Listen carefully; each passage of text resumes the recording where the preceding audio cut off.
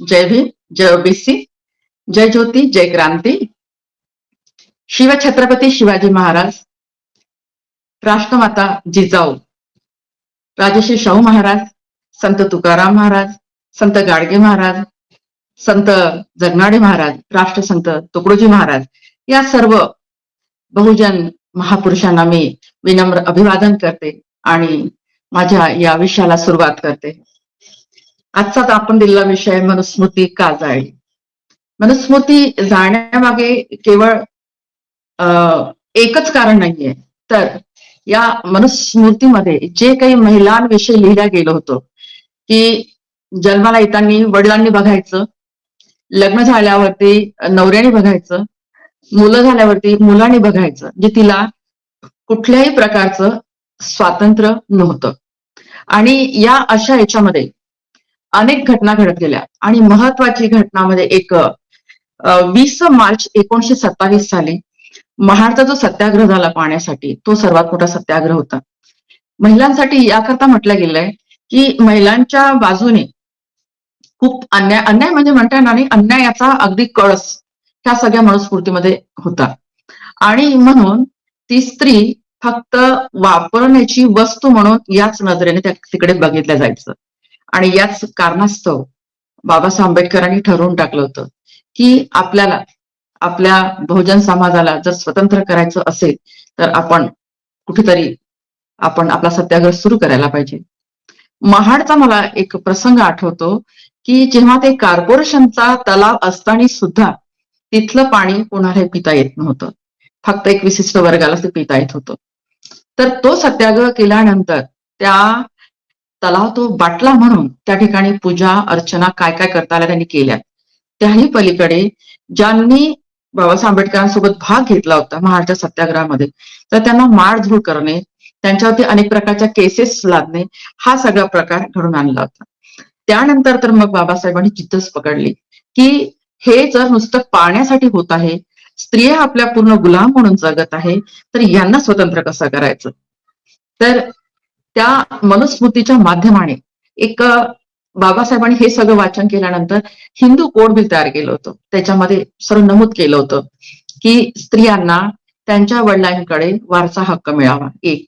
दुसरं, त्यांना त्यांच्या पसंतीचा नवरा शोधता यावा. तिसरं, तिला तिच्या मनाप्रमाणे नोकरी करता यावी.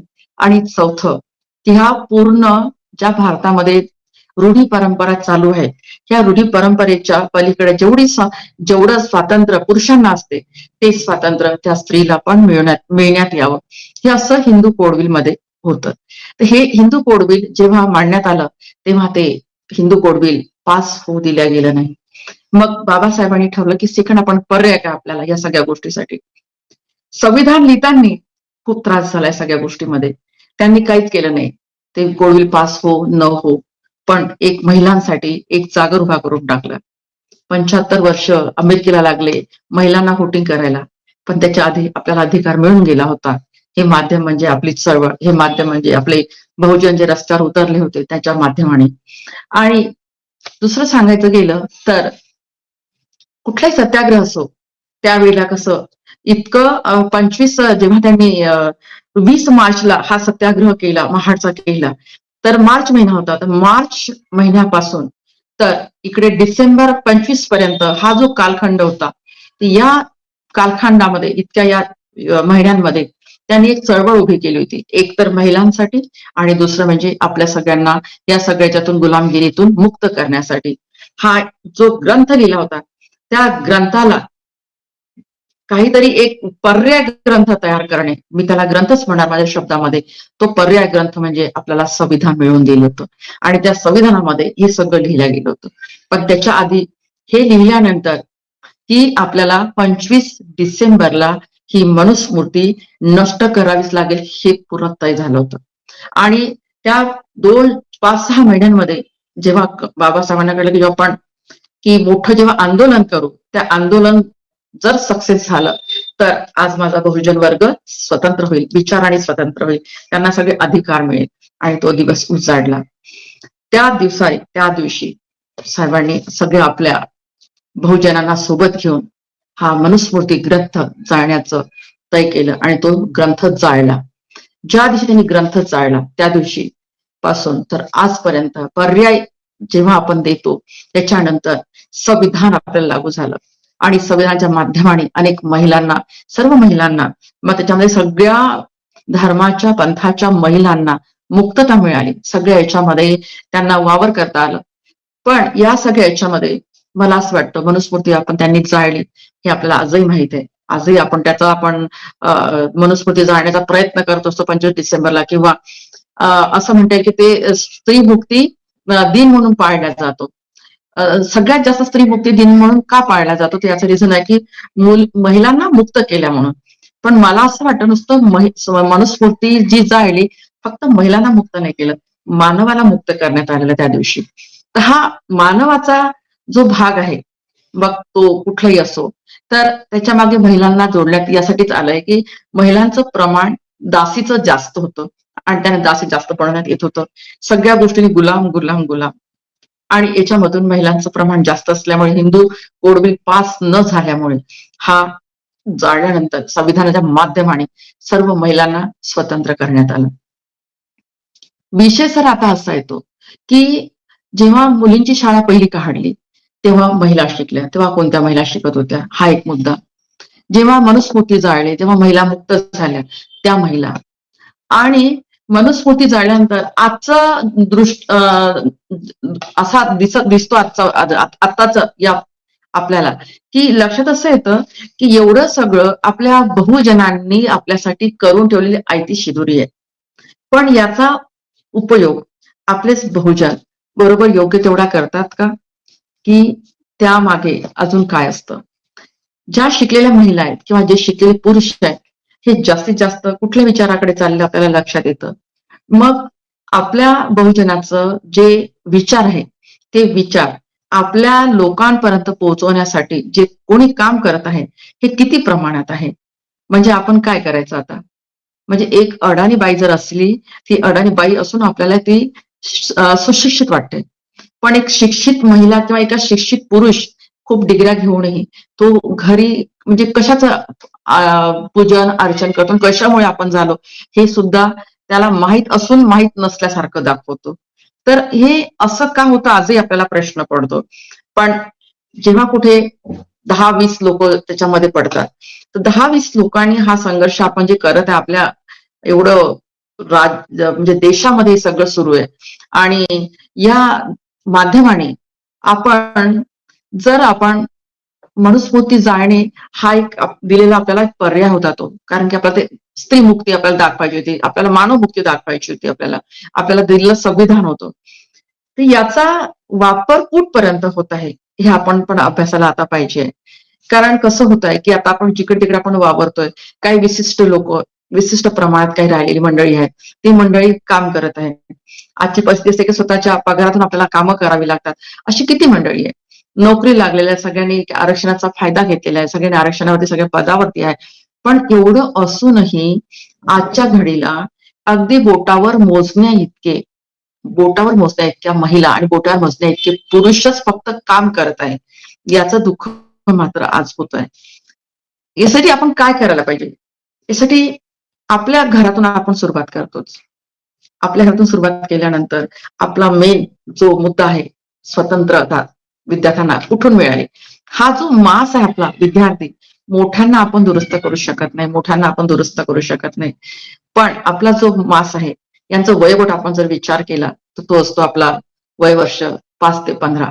या वयोगटात जर या मनुस्मृतीच्या आधारे की आपल्यावरती अन्याय का होत होता, आपण आज स्वतंत्र का आहोत, हे जर आपण एक प्रशिक्षणाच्या माध्यमाने जर आपण त्यांच्यासमोर आणण्याचा प्रयत्न केला किंवा त्यांच्यासमोर मांडण्याचा प्रयत्न केला तर त्यांच्या आपल्या मेंदूवरती पकड होऊ शकतं. हा मेंदू सध्या आपला राहिलेला नाहीये. शाळेचं शिक्षण बदललेलं आहे. शाळेच्या शिक्षणामध्ये वेगवेगळ्या पद्धतीच्या पूजा अर्चना चालत आहे. तर कितपत आता म्हणजे ते आपण म्हणतो ते मनुस्मृती जाळली म्हणून विशिष्ट लोकांनी आता या मनुस्मृतीच्या 25 डिसेंबरला महिला काही बाईक रॅलीचा प्रोग्राम अरेंज केलेला आहे आणि सावित्री आईच्या त्या इकडे जाणार कॉटन मार्केटला नागपूरला, तर तिथे माल्यार्पण करून ते सुरुवात करणार, तिथून रॅली सुरुवात करणार. हे सगळं काही विशिष्ट महिलाच करणार. पण आमच्या आता आधीची पिढी, आता आमची पिढी, आमच्या नंतर येणारी पिढी, तर किती तफावत जाणवतो. आजच्या विद्यार्थ्याला हे माहित आहे का? यासाठी आपण काय करायला पाहिजे? कुठले प्रशिक्षण द्यायला पाहिजे? बरं, ते प्रशिक्षण कसे असायला पाहिजे? हसत खेळत असायला पाहिजे की दबावाखाली दबून बर्नआउट असायला पाहिजे? ते केवळ बाईक रॅली काढणं हा एक त्याला पर्याय आहे, पण हा काही उपाय नव्हे असं मला वाटतं. तर उपाय त्याला हाच आहे, प्रशिक्षण देणे आणि जागृत करणे. ही जागृत अतिशय महत्वाची आहे आपल्यासाठी. कारण आजची जी महिला आहे आणि दिवसेंदिवस बघतोय आपण की महिला ही शिकलेली आहे, पण आणखी पुढे पुढे बघतोय की ते कुठल्या मार्गाने चाललेली आहे. तिचं त्या घराकडे लक्ष आहे, पण त्या घराच्या पोरांना ती कुठे नेत आहे. आणि मग त्या पोरांना विचारते की आता तुला जमणार नाही, आता तुला जमणार नाही, आता तुला जमणार नाही. तो वयात आला किंवा ती मुलगी वयात आली मग तिला म्हणते की तुला असं कसं जमत नाही, तुला असं कसं जमत नाही, तुला असं कसं जमत नाही. हे जी पिढी पुढची होणारी तयार होणारी आहे, ती अशी पिढी तयार होणार आहे. तर काय करावं ह्याच्यावरती? किती उपाय करायला पाहिजे करणाऱ्यांनी? आणि स्त्रीने जर हा जो पगडा सोडला नाही, स्त्रीने जर ह्या पगड्याजवळ अडकून राहिलं, तर दुसऱ्यांचं काही वाईट होणार नाही. प्रत्येक स्त्रीला माझं म्हणणं आहे की तुम्ही तुमचं जे काही असेल, आराध्य दैवत असेल, काही असेल, जरूर करा. पण आपण ज्या मार्गाने आपण स्वतंत्र झालो, ज्या मार्गाने आपलं घर आज आहे, ज्या मार्गाने आपली नोकरी आज आहे, ज्या विचाराने आपण एकमेकांशी विचाराची देवाणघेवाण करतोय, ते कशामुळे आणि कोणामुळे?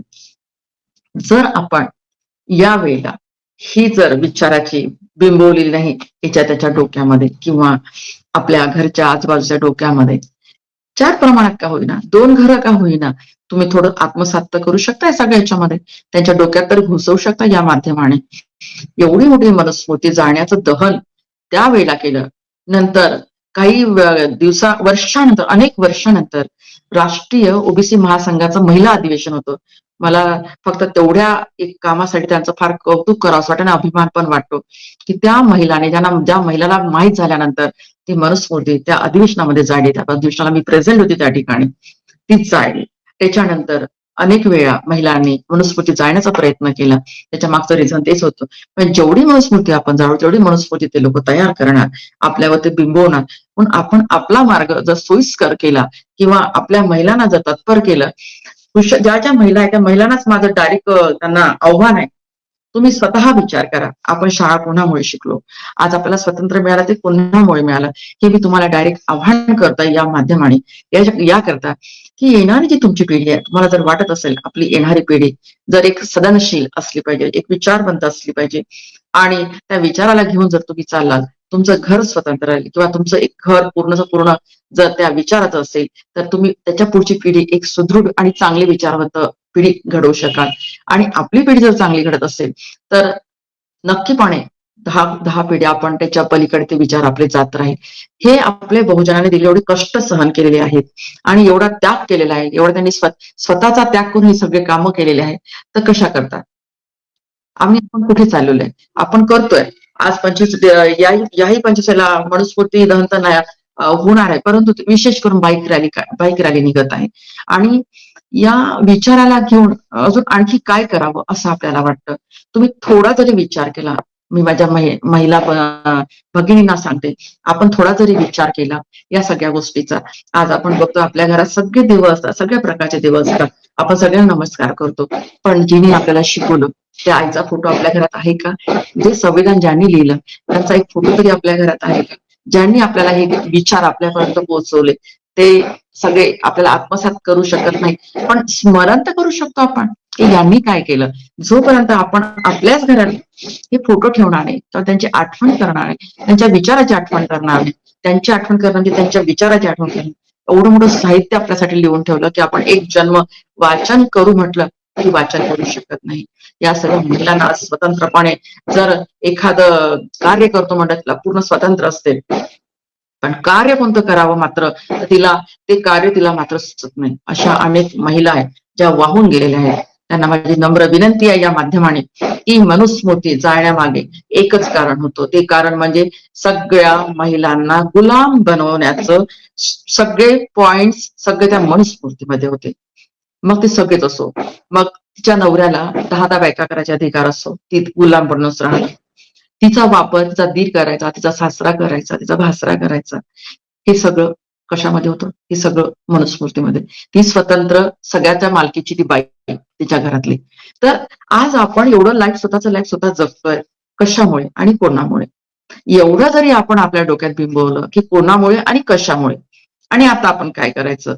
कोणालाही कशाची मनाई नसते, पण स्वातंत्र्याचं मिळाल्याचं पूर्णपणे जर आपण त्या विचाराचा जर आपण वापर केला किंवा त्या विचाराला घेऊन चाललो आपण, तर येणारी पिढी निश्चितपणे सुखी राहील. येणाऱ्या पिढीमध्ये महिला सुखी राहील, येणाऱ्या पिढीमध्ये मुली सुखी राहतील. परंतु लक्षात घ्या महिलांना, आज जर आपण हा ठामपणे निर्णय घेतला नाही, तर लक्षात घ्या येणाऱ्या 10 पिढ्या तुम्हाला माफ करणार नाही. तुमच्या मुली तुम्हाला माफ करणार नाही. तिला जर कुठून कळेल, अरे सावित्रीने पहिली शाळा काढली का, पण माझ्या आई तर कधी सांगितलंच नाही, माझी आई तर MA झाली होती, माझी आई तर डॉक्टर होती, माझी आई तर इंजिनियर होती. हे जेव्हा तुमच्या मुलीला कळेल, तेव्हा तुम्हाला त्रास होईल की माझ्या आईने मला का सांगितलेलं नाही. कारण येणारी पिढी हा प्रश्न तुम्हाला विचारणार आहे, येणारा प्रश्न तुम्हाला सांभाळायचा आहे. या प्रश्नाला जास्त ताण न पडता ताण पडू नये किंवा या प्रश्नाचं आपलं डोकं खोगीर करू नये, म्हणून त्याच्यापासून आतापासून आपल्याला तयारी करते. मी तुम्हाला विनंती करते की आपण या विचाराने चालावं, आणि जर आपण या विचार घेऊन चाललो तर आपण स्वतंत्र भारताचा स्वतंत्र नागरिक होऊ. संविधानाच्या प्रास्ताविकेमध्ये लिहिलंच आहे, आम्ही भारताचे लोक, आम्ही भारताचे लोक. तर कशासाठी लिहिलं हे सगळं, आम्ही भारताचे लोक का बरं लिहून दिलं? आधी व्हायचं का आम्ही भारताचे लोक? नाही, आम्ही भारताचे लोक नव्हतो, आम्ही भारताचे फक्त एका गुलामगिरीत जगत होतो. तर भारताच्या लोकांसाठी स्वतःपासून सुरुवात करावी लागते, आणि आम्ही केलीच आहे सुरुवात. आणि सर्व भगिनींना माझी नम्र विनंती आहे, येणाऱ्या 25 डिसेंबरला मनुस्मृती जळण दिवस होता, आणि तो आपल्यासाठी एक स्वतंत्र महिला स्त्री मुक्ती दिन म्हणून पाळला जातो. स्त्री मुक्ती दिन त्याच्यासाठीच असतो. तर स्त्री मुक्तीचा असा गैरवापर करू नये किंवा वेगळ्याकडे तो मार्ग जाऊ नये, वेगळीकडे तो मार्ग जाऊ नये. दुसरं एक मला सांगावं असं वाटतं की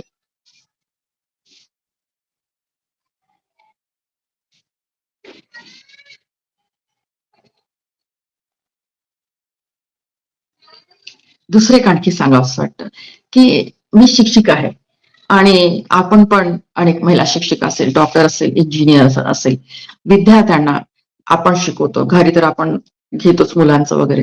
जर विद्यार्थ्यांना, मुलींना आपण जर हे एज्युकेशन या माध्यमाने जर दिलं, तर विचार करा, ती एक मुलगी समजा घडली, ती आपलं कुटुंब घडवते, ती आपले शेजार बाजार घडवते. एक सुंदर उदाहरण देते. कोविडमध्ये आमच्या एरियामध्ये सगळीकडे सामसून होतं सगळं, आणि लहान लहान मुली, माझ्या एरियामध्ये लहान लहान मुली फार होत्या शाळेच्या, आणि त्या आया कंटाळून गेल्या त्या सगळ्या मुलींना. मग आम्ही एक उपक्रम राबवला की आपले जेवढे महापुरुष आहेत त्या महापुरुषांचं फक्त 5 मिनिटं बोलायचं, त्यांचा इतिहास वाचायचा, आणि 5 मिनिटं तुम्ही शॉर्टकट सांगायचं आम्हाला. तर अशा आमच्या 20-22 विद्यार्थिनी म्हणजे अशा मुली आपल्या वस्तीतल्या तयार केल्या, आणि त्यांची स्पर्धा ठेवली. ती स्पर्धा इतकी सुंदर झाली, आणि त्या माध्यमाने त्यांना सावित्रीबाई जवळ काढलं, डॉक्टर बाबासाहेब आंबेडकर जवळ काढले, त्यांना शाहू महाराज जवळ काढले, त्यांना शिवाजी महाराज जवळ काढले, त्यांना आपली झलकारीबाई जवळ काढली, जी माहितच नव्हती, त्यांना फक्त एकच माहित होतं, फक्त झलकारीबाईचा संबंध नव्हता त्यांचा दूर, झलकारीबाई काढली. तर हे जर असे उपक्रम आपण राबवले, तर आपला संविधानाचा दिलेला आपला जो अधिकार आहे, त्या अधिकाराचा पूर्णपणे आपला वापर करता येईल. आपल्याला संविधान दिलेलं आहे, एवढं मोठं स्वतंत्र करून दिलेलं आहे आपल्याला, त्या संविधानाशिवाय आपण जगू शकत नाही, संविधानाशिवाय राहू शकत नाही. आणि संविधानाचा, विचाराचा, त्या कायद्याचा जर आपण पूर्ण अभ्यास केला, तर आपल्याला त्या दिवशी तुम्हाला असं वाटेल की आपण हे संविधान आपल्या घरात जिथे आपण देव ठेवत असतो, आपल्या घरात जिथे आपण फोटोज ठेवत असतो देवांच्या, त्या ठिकाणी ते संविधान ठेवलं पाहिजे. आणि जसं ग्रंथ म्हणून आपण वाचन करतो वेगवेगळ्याच, तुम्ही शिवपुराण वाचन करता, गजाननाची पोथी वाचन करता, मला त्याचा विरोध नाहीये, परंतु आपण एक एक पान जर संविधानाला जर सोबत वाचन केलं आपण, तर ज्ञानात भर पडेल, तुम्हाला कायदा कळायला लागेल, सोबत कायदा कळायला लागेल. म्हणून महिलांनीच जर हे पाऊल उचललं, आधी सांगा, महिला सगळ्यात जास्त पूजापाठमध्ये असतात, कारण त्यांच्याकडे एनर्जी भरपूर असतो, आणि एनर्जीमध्ये ते काय करतात की वेगवेगळे ग्रंथ वाचन त्यांचं घरात असते. मग ते महिना झाला की तुमचं जेवण खावण हा सगळा विषय सुरू असतो. सोबतच आपण 2 पान रोज का होईना आपण वाचन करावं संविधानाचं, आणि त्या माध्यमाने आपण स्वतःला स्वतंत्र करावं आणि येणाऱ्या पिढीला स्वतंत्र करावं, तर आपण खरी महिला ठरू, तर आपलं खरं शिक्षण ठरेल. नाहीतर शिक्षणाचा गैरवापर आपण बघतोय, भ्रष्टाचार सुरू झालेला आहे, भ्रष्टाचार सुरू आहे जिकडे तिकडे. आणि विशेष म्हणजे महिलांना भीती सुरू झाली आहे जिकडे तिकडे, लहान लहान मुलींवर अत्याचार सुरू झालेले आहे. त्यांना जो न्याय मिळत असतो तो न्याय फक्त संविधानात देऊ शकते, अजून कोणीही देऊ शकत नाही. तर म्हणून तुम्ही जर त्या मुलींना जर तुम्ही या पद्धतीने केलं तर त्या मुलीवर होणारे अत्याचार पण थांबेल. कारण ती मुलगी सक्षम होईल, तिला कळेल की आज आपण जर विरोध केला या माध्यमाने तर आपण स्वतंत्र या भारताचा स्वतंत्र नागरिक बनू शकू. आपल्या आईला वाटेल या भारताचा स्वतंत्र नागरिक होऊ शकू, या महिलेला वाटेल या भारताचा खरंच आपण स्वतंत्र नागरिक आहोत. पण कधी, जेव्हा आपल्याला कायदा कळेल तेव्हा. आणि कायदा असा तसा कळत नसतो. आपला ग्रंथ म्हणजे संविधान हे आपण डोक्यात ठेवायचं. आणि येणाऱ्या डिसेंबरला 25 तारखेला म्हणजे परवालाच मनुस्मृती दहन म्हणून आणि स्त्री मुक्ती दिन, आपण स्त्री मुक्ती दिन म्हणून साजरा करूया. मला सगळ्या महिलांना आव्हान आहे, आपल्या घरात आणि आपल्या घराच्या शेजारी पाजारीच्या महिलांना आपल्याच घरी बोलव. तुम्ही स्त्रीमुक्ती दहनाचा कार्यक्रम घेऊ शकता. 2 महिला का असेना, पण स्त्रीमुक्ती दहन, स्त्रीमुक्तीचा अभ्यास किंवा त्याच्यावर 2 शब्द तुम्ही बोललात तर कसं होईल की शेजाऱ्या पाजाऱ्यांना पण कळेल आज दिवस कोणता आहे तो. आता मोठे मोठे प्रोग्राम घेतात, याच्या माध्यमाने अजून एक सांगते तुम्हाला पॉइंट्स, की मोठे मोठे आपण प्रोग्राम घेत असतो सार्वजनिक ठिकाणी. तर सार्वजनिक ठिकाणी आम्ही एक चलन चालू केलं, सत्यशोधक महिला महासंघाच्या महाराष्ट्रामध्ये सुरू करून टाकलंय की सार्वजनिक ठिकाणी आपण जायचं नाही. सार्वजनिक ठिकाणी फक्त राजकारणी लोक जातात, कारण त्यांना सगळ्यांना चेहरे आपले फोकस करायचे असतात. पण आपण त्या दिवशी काय करावं की आपल्याच घरी आजूबाजूच्या महिलांना बोलवायचं, त्यांना छान चहा पाजायचा, बिस्किट चारायचे, पण सोबत आपले हे विचार मांडणे अत्यंत आवश्यक आहे. जर घरोघरी 2-4 घरात एक महिला, 2-4 वस्तीच्या एक महिला, एका गावात 4-5 महिला अशाने जरी हा उपक्रम राबवला तरीही आपले हे विचार त्यांच्यापर्यंत पोहोचू शकतं. कारण अनेक महिला भिजतात या सगळ्या विचार मांडण्यासाठी. त्यांना असं वाटतं की मी हे केलं, माझी सासू काय म्हणेल, मी असं केलं, शेजारी मला काय म्हणेल. पण म्हणून तिला वारंवार तिच्या डोक्यात जर आपण टाकलं ह्या सगळ्या गोष्टी की आपण का करतो आणि आपण कशासाठी करतोय, तर हे जर समजावून सांगितलं आपण, तर निश्चितपणे आपल्या महिला त्याच्यामध्ये त्या महिलांच्या डोक्यामध्ये भर पडेल, विचारांची भर पडेल. आणि विचारांची भर पडणं अत्यंत आवश्यक आहे. येणाऱ्या संपूर्ण पिढीला घडवण्याची जबाबदारी आपली आहे. आपण हे लक्षात घ्यावं की जर ही पिढी घडली तर आपण जिवंत राहू. कारण आपलं नाव घेणारं कोणीतरी पाहिजे. बाबासाहेबांचं नाव आपण घेतोय, महात्मा फुलेचं नाव आपण घेतोय, सावित्रीबाईचं नाव आपण घेतोय, आपलं नाव घेणारं कोणीतरी पाहिजे. मग आपण जे काम करू ते विचार जर त्यांना पटत असेल तर 100% ते कधी ना कधी आपलं नाव 100% घेतीलच. तर मनुस्मृती दिनाच्या दहनाचं आणि स्त्रीमुक्ती दिनाचं मी संपूर्ण भारतातील महिलांना अभिवादन करते आणि शुभेच्छा देते. आणि बहुजन संघटक समितीने मला इथं बोलवलं आजच्या दिवसाला, त्याबद्दल मी त्यांचं आभार मानते आणि मी या ठिकाणी थांबते. धन्यवाद.